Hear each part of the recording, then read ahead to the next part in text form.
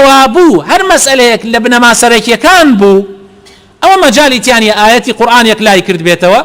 مجالي تانية أجر تو لويا مسألة خلافي دروز بكي يسلع عقيدة كسي لما مسألة عقيدة كان خلاف دروز كأويك يكلاب وتوا أويك أصول بنمايا أجر مثلا بون من أخوايك أو بلين أخوا شريكي هي هاوار كات غيري أخوا أول لويا بناب أخوا أجر بزانيو شارزا ببيك أم آياتي قرآن أو حديثي بيغمرو بخوي بزاني بي كافر به لما سلي عقيدة وبنما سلك كان أجر إنسان خلاف دروس كافر به لما سلي بنما سلك كان عبادته أجر إنسان خلاف دروس بك براسي سري لي أشيوه قمراء به للرقاء لا أدا چونك باشترين ريبازي بيغمره أجر لا دا كوابو قمراءوي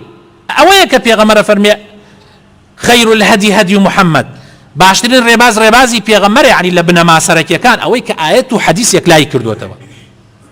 بويا أبي إنسان أقادار بيه بلام لمسألة فرعية كان مجالي تياي أما بيوترين مسائل اجتهادي هلا قريه دور رأي وسير رأي مسألة واحدة بيس رأي شاء الله قريه أما سائلان بيغمر صلى الله عليه وسلم لحديثي صحيحة كإمام بخاري أي جريتو بمان جمارة حوت 1352 وإمام مسلمش أي جريتو بمان لجمارة 1616 أفرمي إذا حكم الحاكم فاجتهد ثم أصاب فله أجران وإذا حكم فاجتهد ثم أخطأ فله أجر أفرمي أقر عالم يكهات لمسأليك كأم مسألة فرعيان بو كوششي كرد أم عالمو نيبيك